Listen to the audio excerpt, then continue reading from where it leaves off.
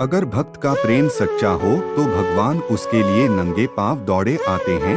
वही बात जब कन्हैया की हो तो कहने की क्या, अपने भक्तों के लिए वह न जाने कितने रूप धरते हैं और कितनी ही अनगिनत लीलाएं कर चुके हैं, जिनका प्रमाण हमारे धार्मिक ग्रंथों में मिलता है। ऐसी ही एक रोचक कथा है जब कन्हैया ने अपने भक्त के लिए एक अनोखा काम किया। तो आइए जानते हैं इस बारे में विस्तार से। सुनता हूँ इससे पहले वीडियो को लाइक, कमेंट और साथ ही सब्सक्राइब भी कर दो और आगे सुनते हैं। पौराणिक कथा के अनुसार एक बार की बात है, किसी नगर में एक राजा ने एक मंदिर बनवाया जिसमें श्री कृष्ण की एक मूर्ति भी रखवाई, लेकिन उसकी कभी पूजा नहीं की। पूजा करने के लिए मंदिर में एक पुजारी को रखा गया। पुजारी नियमित कन्हैया जी को नहलाता और बड़ी ही श्रद्धा भाव से उनकी पूजा अर्चना करता। राजा भी रोज कान्हा जी के लिए एक फूलों की माला भेज देता था और जब वह दर्शन करने आता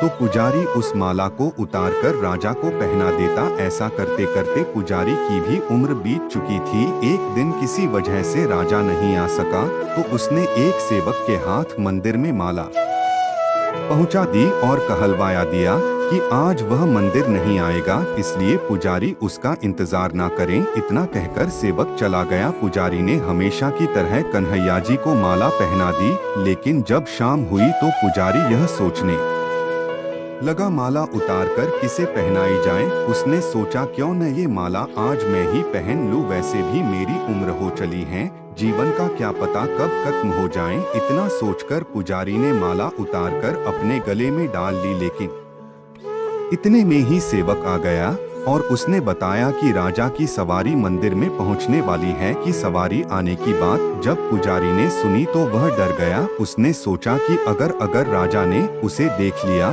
तो वह तो मरवा ही डालेंगे।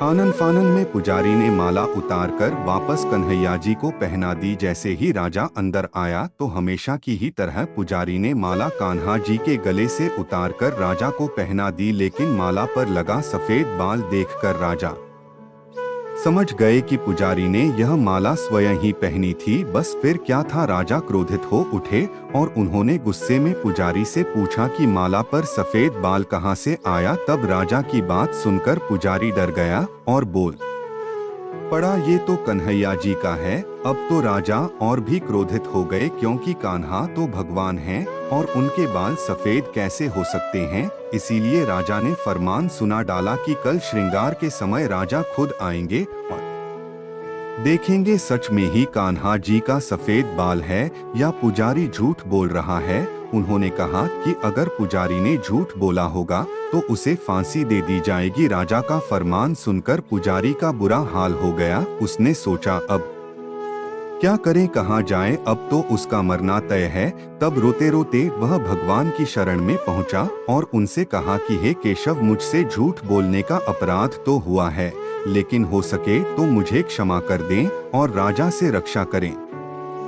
पुजारी ने कहा कि हे माधव, आपकी सेवा करते करते करते मैं वृद्ध हो चुका हूँ, अब आप मुझे माफ कर दीजिए, ऐसी गलती दोबारा नहीं होगी। यही कहते कहते पुजारी की न जाने कब आंख लग गई और उसकी आंख तब खुली जब सुबह हो चुकी थी। उधर सुबह होते ही राजा भी आ गया और कहने लगा आज कान्हा जी का श्रृंगार वह खुद करेगा। ऐसा कहकर जैसे ही राजा ने कान्हा जी का मुकुट उतारा तो देखा कि श्री कृष्ण के तो सारे बाल ही सफेद हैं, लेकिन राजा को फिर भी यकीन नहीं हुआ। उसे लगा कि फांसी के डर से पुजारी ने ही बालों को रंग दिया होगा। राजा ने सोचा कि क्यों न कन्हैया जी का एक बाल तोड़कर देखा जाए। इसके बाद राजा ने कान्हा जी का एक बाल तोड़ लिया, लेकिन जैसे ही बाल टूटा कन्हैया के सिर से खून की धारा बहने लगी। यह देखकर राजा भगवान के चरणों में गिरकर माफी मांगने लगा। तभी श्री कृष्ण की मूर्ति से आवाज आई, हे राजन, तुमने मुझे केवल मूर्ति मात्र ही